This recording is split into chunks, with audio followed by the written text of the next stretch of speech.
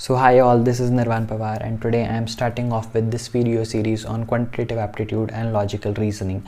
So if you are a student from standard 12th who is preparing for their competitive exams, कोई भी ऐसे competitive exam जिसमें आपको aptitude test के लिए अपीयर होना हो, या if you are a student from graduation or post graduation who is preparing for their placements, this video series is going to be very helpful for you. मैं आज start करने वाला हूँ टॉपिक परमिटेशन एंड कॉम्बिनेशन, जिसके इस पहले video में I am going to talk specifically about factorials.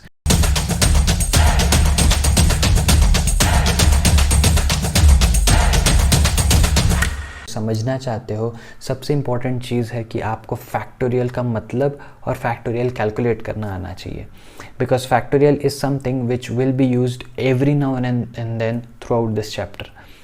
तो क्या होता है फैक्टोरियल, मैं बताता हूँ. Now factorial is a notation जिसको मैं एक्सक्लेमेशन मार्क से रिप्रेजेंट करता हूँ. ये एक्सक्लेमेशन मार्क कहाँ पे आएगा? एक्सक्लेमेशन मार्क जो है, जो फैक्टोरियल का साइन है, that will be always followed by a number, और to be more specific it will be followed by a whole number. तो सपोज़ मैं अगर n फैक्टोरियल की बात कर रहा हूँ, where n is any whole number. Whole number बोलने से मेरा क्या सेंस है, जो आपको ऑलरेडी पता है कि n could be either any positive number और इट कुड बी ज़ीरो. ठीक है, तो अगर मैं n फैक्टोरियल बोल रहा हूँ तो n फैक्टोरियल का मीनिंग क्या है? n फैक्टोरियल का मीनिंग है मुझे n को मल्टीप्लाई करना है n-1 से, उसको मल्टीप्लाई करना है n-2 से, and this process continues till I reach 3, 2, 1. And this is what factorial actually means. तो फैक्टोरियल का मतलब क्या हुआ? फैक्टोरियल का मतलब ये हुआ कि मुझे जो भी नंबर का फैक्टोरियल फाइंड आउट करना है, मैं उस नंबर को 1 सब्ट्रैक्ट करते जाऊंगा और तब तक लिखूंगा जब तक मैं 1 तक नहीं पहुंच जाता, और फिर उन सारे नंबर्स को साथ में लेकर मल्टीप्लाई कर दूंगा. This is what exactly factorial means. इसका एक एग्जाम्पल देता हूँ फॉर बेटर अंडरस्टैंडिंग. अगर मैंने आपको बोला कि मुझे 3 फैक्टोरियल फाइंड आउट करना है, मुझे क्या फाइंड आउट करना है? 3 फैक्टोरियल. 3 फैक्टोरियल का मतलब क्या होगा कि मैं 3 को तब तक छोटा करते जाऊंगा जब तक मैं 1 तक नहीं पहुंच जाता, और इन सारे नंबर्स को आपस में मल्टीप्लाई कर दूंगा. कितना हो जाएगा ये? 3 2 6. तो 3 फैक्टोरियल की वैल्यू कितनी होगी? 6 होगी. बहुत आसान है ना. एक और एग्जांपल दे देता हूँ. अगर मैंने आपको बोला 5 फैक्टोरियल. 5 फैक्टोरियल का मतलब क्या? मुझे 5 को तब तक छोटा करते जाना है जब तक मैं 1 पर नहीं पहुँच जाता. तो आई विल राइट 5 4 3 2 1, और मुझे क्या करना है? इन सारे नंबर्स को आपस में मल्टीप्लाई कर देना है. कितना हो जाएगा? 5 4 20, 23 60, 60 इंटू 2 इज़ 120. तो 5 फैक्टोरियल की वैल्यू कितनी हो गई? 120 हो गई. सही है, बहुत आसान, बहुत ही आसान सी चीज़.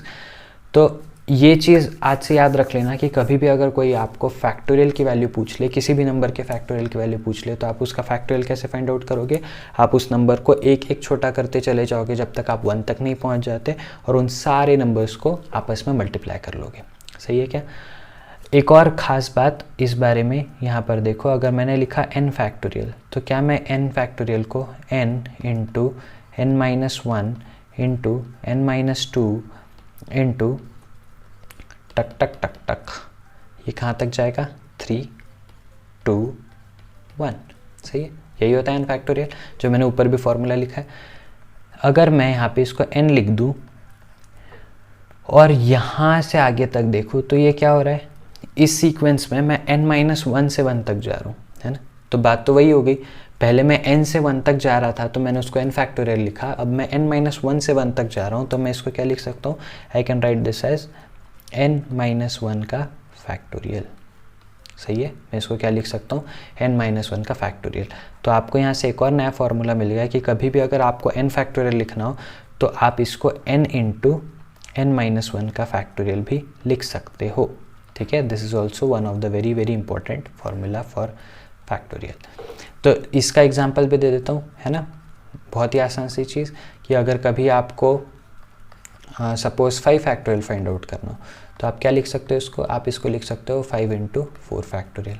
सही है, उससे भी आपको सेम चीज़ मिलेगी. 4 फैक्टोरियल भी 4 इंटू 3 इंटू 2 इंटू 1, एंड ये हो जाएगा कुल मिला के पूरा का पूरा 5 फैक्टोरियल. राइट है. एक इंपॉर्टेंट नोट पॉइंट यहाँ पर जो ध्यान देने वाली बात है वो ये कि अगर आपको कभी भी 0 फैक्टोरियल दिख जाए तो 0 फैक्टोरियल की वैल्यू हमेशा 1 होती है. सही है। इसके अलावा जो कोई भी नंबर आपके सामने आए, आपको अब पता है कि आपको फैक्टोरियल कैसे फाइंड आउट करना है, right. I hope this was helpful. और फैक्टोरियल के इसी तरीके से आप और कुछ क्वेश्चंस ट्राई करके सकते हैं और उसकी वैल्यूज़ फाइंड आउट कर सकते हैं। सो आई होप फैक्टोरियल अब समझ में आ गया होगा, आपको फैक्टोरियल कैलकुलेट करना आ गया होगा। Now this factorial will become the basis for all our further study in this chapter. So see you again. Next video में हम लोग बात करेंगे combinations के बारे में और समझने का ट्राई करेंगे combinations actual में होते क्या है। तो stay tuned and see you there. Bye bye.